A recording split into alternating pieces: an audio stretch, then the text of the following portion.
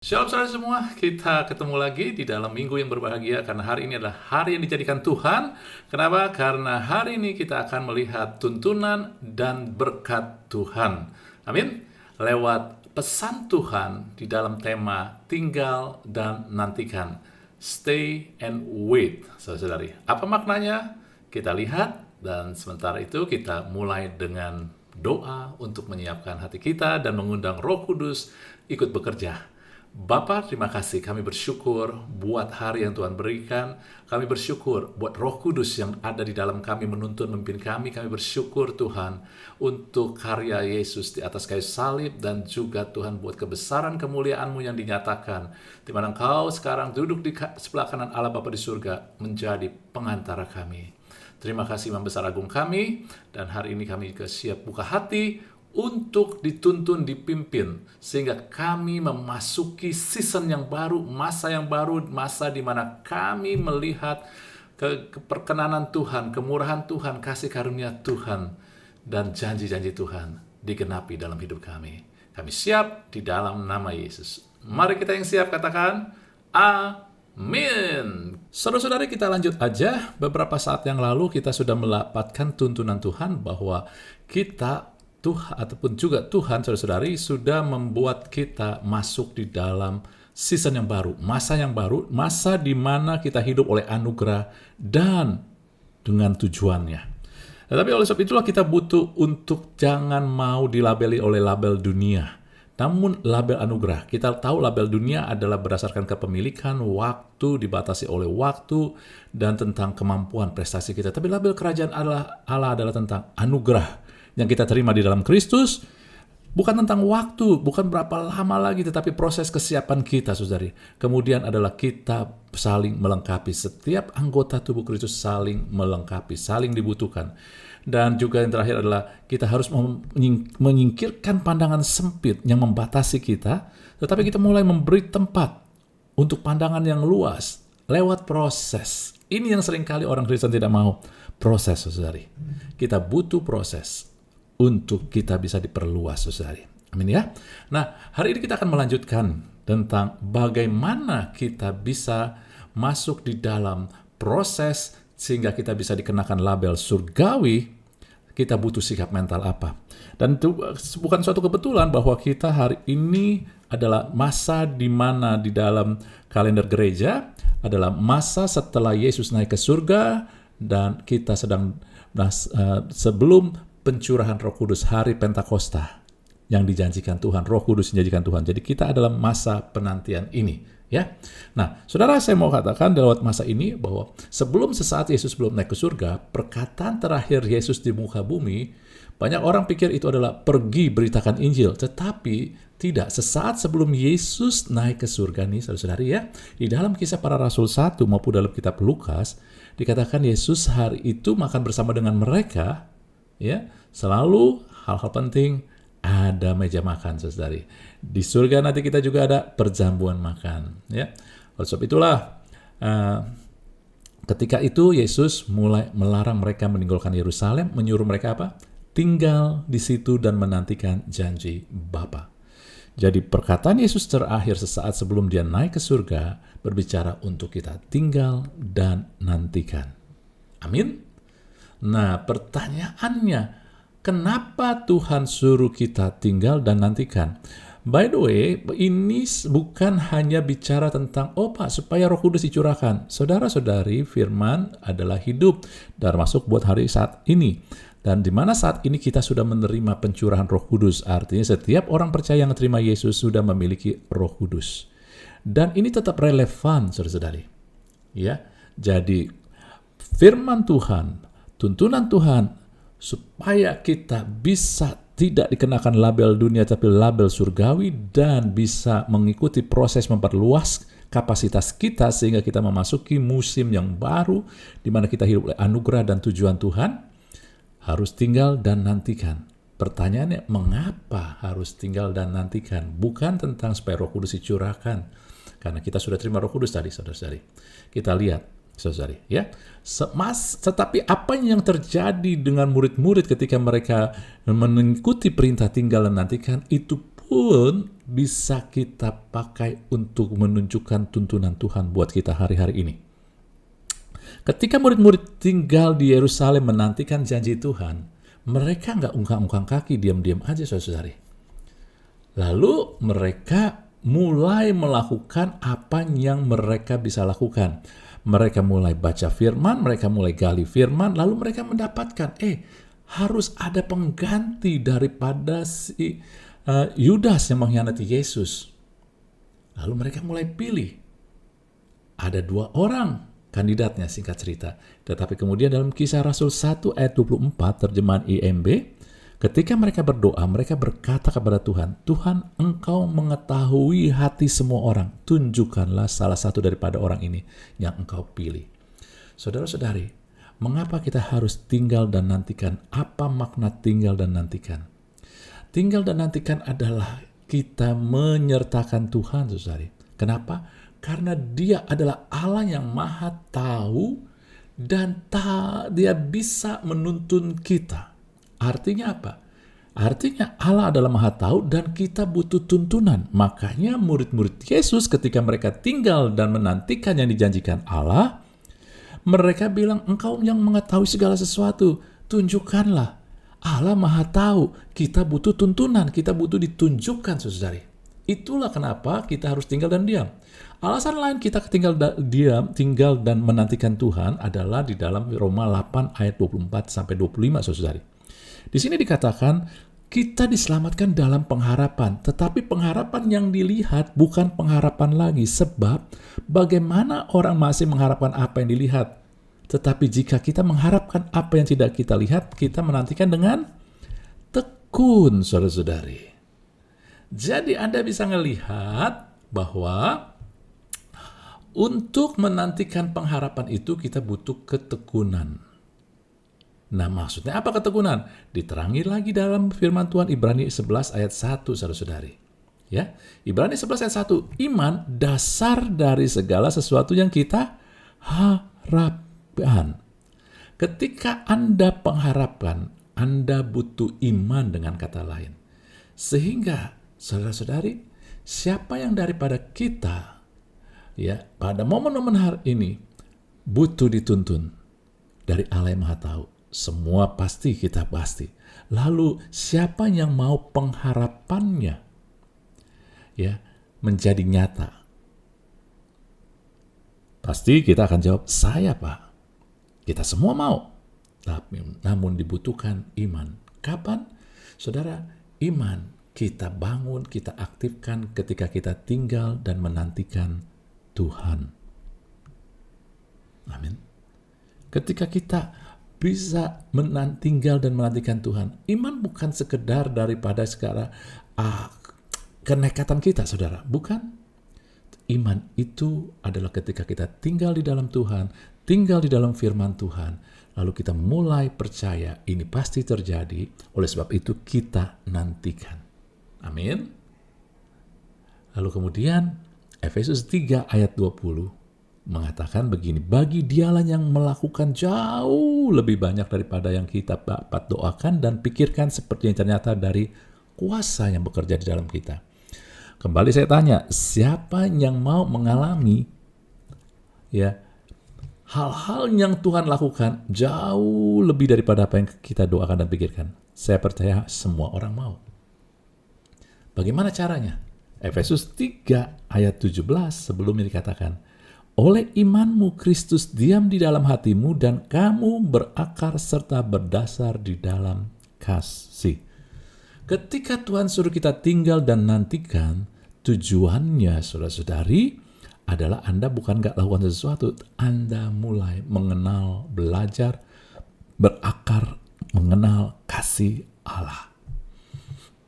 Inilah alasan mengapa Tuhan suruh kita tinggal dan nantikan Roh Kudus, janji-janji Tuhan. Sementara kita menantikan janji-janji Tuhan, saudara-saudari, kita harus melihat Dia Allah Maha Tahu, pegang kendali, dan kita butuh tuntunan. Kita harus mengaktifkan iman, kita harus mengenal kasih Allah. Itu dia. Karena ketika kita kenal kasih Allah, maka kita akan tahu, sadar, yakin Dia, Allah, melakukan jauh melampaui daripada apa yang saya doakan dan pikirkan. Ketika kita terus tinggal dan menantikan Allah dan mau mengaktifkan iman, kita akan tahu pengharapan kita akan gak dikecewakan. Ya. Lalu pertanyaan kedua, saudara, ya, bagaimana kita tinggal dan diam itu? Bagaimana kita menanti itu, saudara, dengan kata lain? Apa yang harus kita lakukan? Dan kita akan melihat apa yang murid-murid Yesus lakukan ketika mereka diperintahkan Allah tinggal dan diam di Yerusalem, nantikan yang Tuhan janjikan. Yang mereka lakukan adalah mereka nggak diam-diam, saudari. Dalam Kisah Rasul 1 ayat 14a dikatakan mereka semua bertekun dengan sehati dalam doa bersama-sama. Bagaimana tinggal dan nantikan itu? Dengan sungguh-sungguh berdoa. Oh, jadi saya harus berdoa Pak, sungguh-sungguh ya. Saya sudah doa sungguh-sungguh. Saudara, kita sudah belajar, saya nggak akan bahas secara detail, tetapi makna dari sungguh-sungguh berdoa bukan hanya sekedar berdoa saja. Tetapi Anda melihat kehidupan orang percaya dalam Kisah Para Rasul tidak pernah lepas dari doa. Di dalam Kisah Para Rasul 7, Stefanus berdoa ketika masa-masa kritis, dia dilempari batu. Petrus berdoa supaya orang Samaria menerima Roh Kudus. Lalu Kisah Para Rasul 9 ayat 11, Saulus berdoa setelah dia bertobat.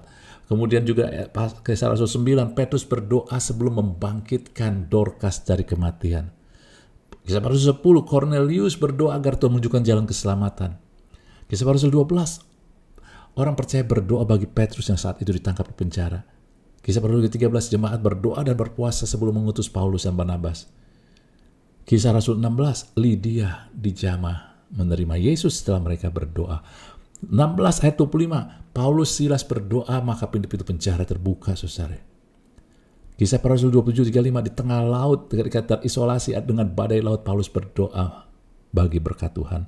Dan setelah mereka terdampar dan mereka badai itu usai, Paulus berdoa bagi kesembuhan ayah Publius, gubernur dari Malta, saudara. Orang Kristen, orang percaya di gereja mula-mula, semua berdoa dalam setiap situasi. Jadi, bagaimana sikap, bagaimana kita tinggal, waktu saat kita tinggal menantikan. Saudara, ini semua terlihat dari berdoa dengan kesungguhan. Kita sudah lihat, Anda boleh lihat nanti di pendalaman Alkitab tentang doa, yaitu apa yang terjadi kita ketika berdoa sungguh-sungguh. Berdoa bukan hanya sekedar permintaan, tetapi berdoa juga memberi kepekaan roh sehingga kita bisa mengendalikan kedagingan. Saudara, ketika kita tinggal nantikan bukan sepanjang waktu kita berdoa, tetapi kita membawa dampak daripada doa. Dampak daripada doa adalah kedagingan dikendalikan. Roh kita semakin peka. Amin. Kemudian, ya saudara-saudari, mereka umat Tuhan sudah diberikan janji. Elia sudah dikatakan tidak akan ada hujan di Israel sebelum Tuhan akan perintahkan. Tetapi Elia berdoa walaupun sudah terima perkataan Tuhan. Jadi kenapa kita harus tetap berdoa walaupun sudah ada janji Tuhan dan janji itu sudah dimateraikan, sudah dibayar oleh Tuhan Yesus? Karena saudara-saudari, doa bukan hanya sekedar meminta dan bukan hanya sekedar saya yakin iman itu. Saya yakin janji itu pasti terjadi. Bukan saudara, tetapi adalah kita sepakat dengan firman Tuhan dan tujuannya iman kita aktif sehingga kita ikut memerintah bersama Yesus. Saudara tahu, Hamis kemarin kita memperingati kenaikan Tuhan Yesus dan salah satunya adalah Yesus didudukan sebelah kanan Allah. Tetapi Efesus 2 ayat 6 katakan, kita pun didudukan bersama dengan Yesus. Tempat duduk untuk memerintah. Dan kita bukan memerintah dengan seenak-enaknya, tetapi kita memerintah sesuai dengan firman. Sebab itulah, saudara, ketika Anda berdoa, Anda tahu firman, maka Anda ikut memerintah bersama Tuhan. Dan iman timbul dari pendengaran firman. Iman Anda dan saya pun akan aktif. Amin. Jadi Anda ngelihat, ketinggal dan nantikan Tuhan bukan berarti tidak berbuat apa-apa. Murid-murid Yesus ketika tinggal dan menantikan Tuhan, mereka mulai menggali firman. Karena firman itu harus kita sepakati. Firman itu harus mengaktifkan iman, dan firman itulah yang kita tahu pasti terjadi, sehingga kita konfirmasi, kita gunakan untuk memerintah bersama Dia. Lalu berdoa juga untuk memberikan diri diubahkan supaya kita ngikutin rencana Tuhan. Amin. Murid-murid berubah semua rencana Dia. Mereka tanya Tuhan. Mereka bertanya, siapa yang harus diutus? Siapa yang akan menggantikan? Mereka nggak main ambil keputusan sendiri, saudari. Inilah makna tinggal nantikan.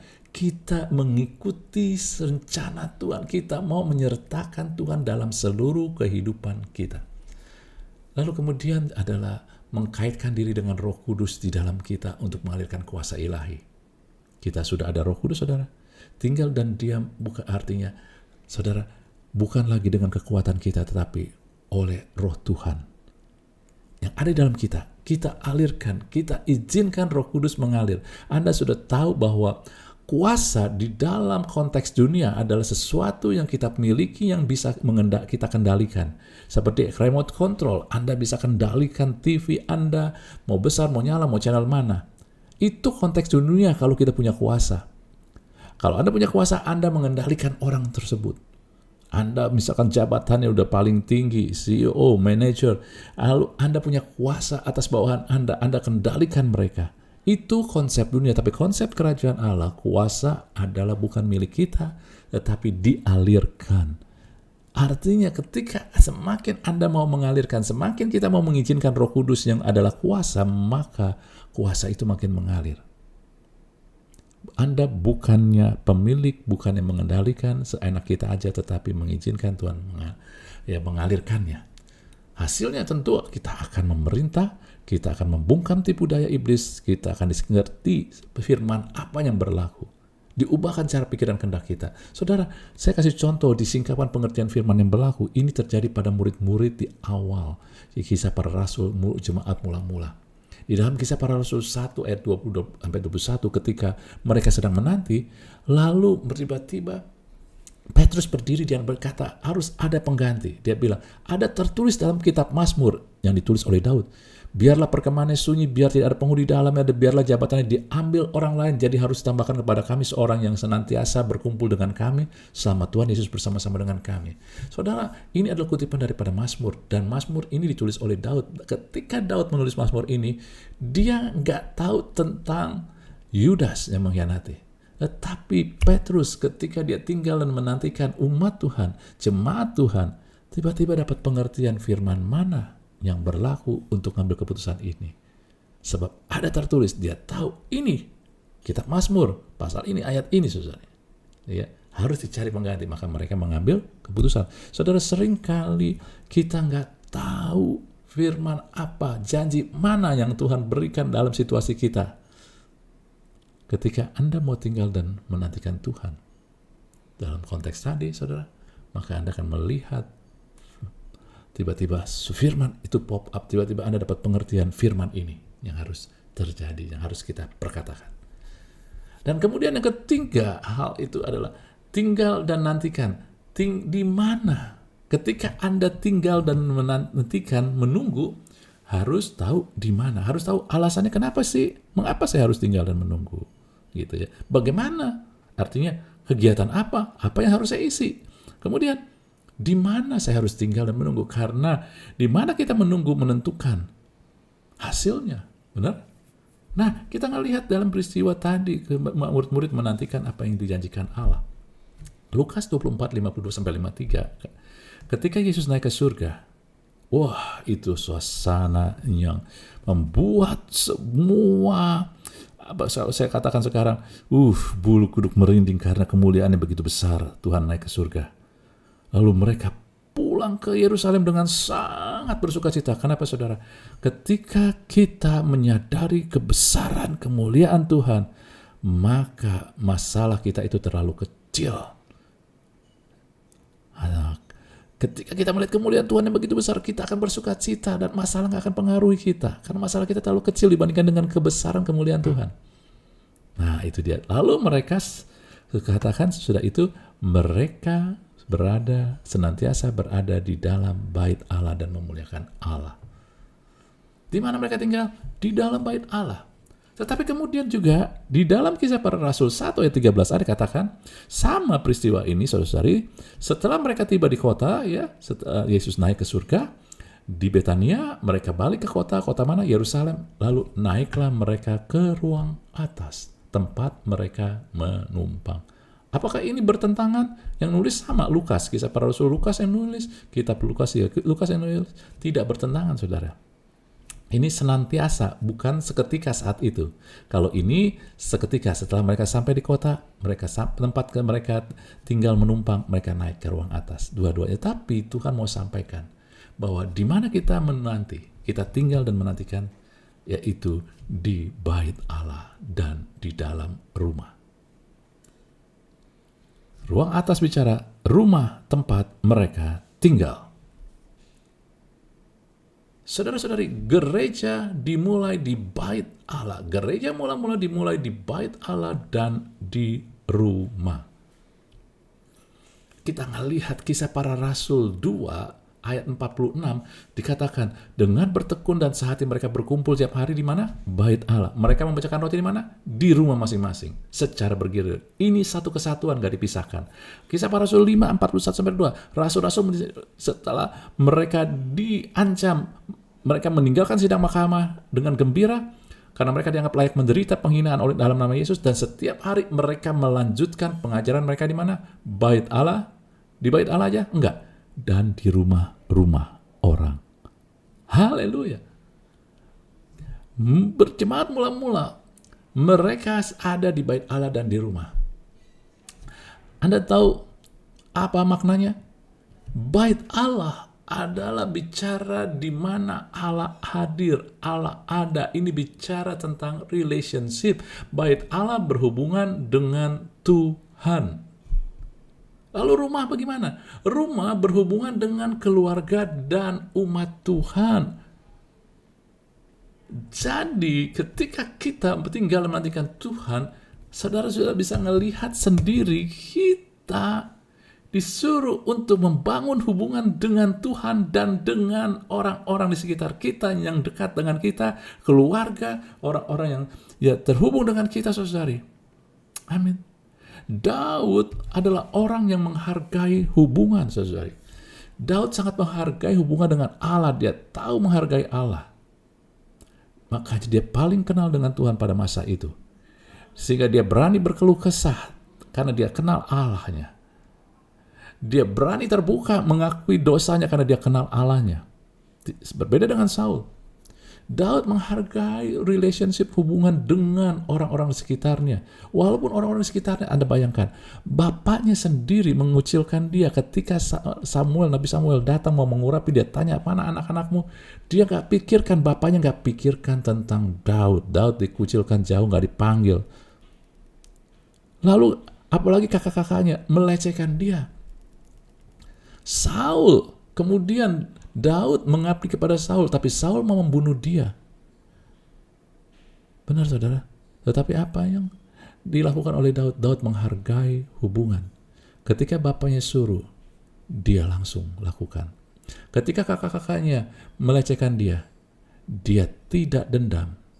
Dia menghargai. Dan ketika Saul ada kesempatan dia membunuh Saul, dia tetap menghargai Saul sebagai rajanya. Dia nggak mau bunuh, saudara. Daud adalah orang yang mengerti tentang membangun hubungan, baik dengan Tuhan, dengan keluarganya, orang-orang dekatnya, saudari. Sehingga inilah tipe orang yang tinggal dan menantikan, sehingga Tuhan pakai luar biasa, saudari. Jadi Anda melihat, pesan Tuhan adalah kelanjutan daripada pesan yang sebelumnya, 2 minggu lalu, kita memasuki masa yang baru, masa di mana kita dihidupkan oleh anugerah dan tujuan Tuhan. Anda harus lihat tujuan Tuhannya. Bagaimana caranya? Saudara, caranya adalah jangan mau dikenakan label dunia, tapi kenakan label surgawi, dan ikuti proses yang membuat Anda dan saya diperbesar kapasitasnya. Namun untuk itu kita butuh mentalitas tinggal dan nantikan. Mengapa? Karena Dia Maha Tahu dan kita butuh tuntunan. Karena tinggal dan Dia membuat kita mengaktifkan iman kita. mengenal kasih Allah. Bagaimana? Dengan sungguh-sungguh berdoa yang bermakna artinya kendalikan daging kita dan buat kepekaan roh kita meningkat. Sepakat dengan firman Tuhan berarti Anda harus mengenal ini firman Tuhan. Izinkan kita diubahkan. Bukan lagi menjadi egois semua tentang kita, tapi mulai percayakan, Tuhan kau baik, rancanganmu pasti baik, aku ikuti rencanamu Tuhan. Kadang-kadang proses adalah rencana kita berantakan, karena Tuhan punya rencana yang lain buat hidup kita. Dan kita mengizinkan, Tuhan bukan rancanganku, tapi rancanganmu yang terjadi.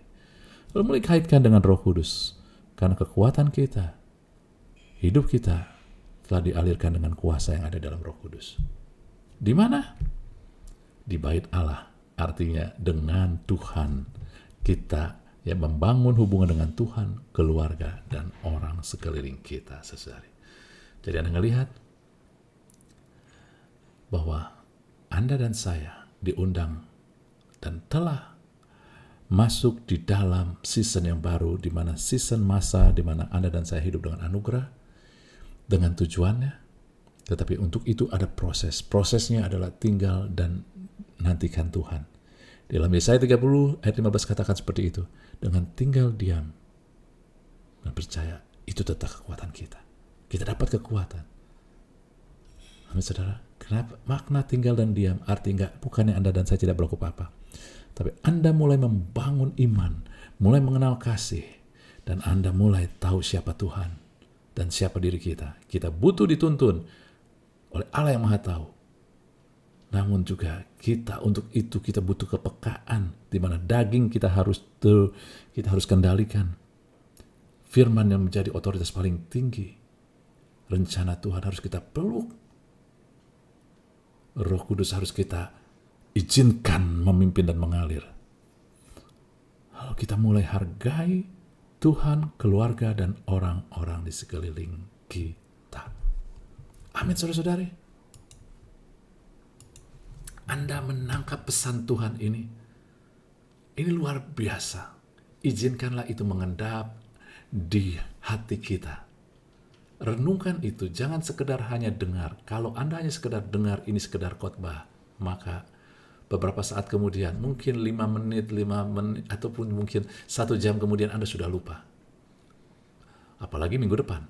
Tapi ketika Anda mulai renungkan, Anda mulai baca, mulai dengar ulang, Anda mulai kunyah, renungkan bersama Roh Kudus, maka itu akan menjadi rema.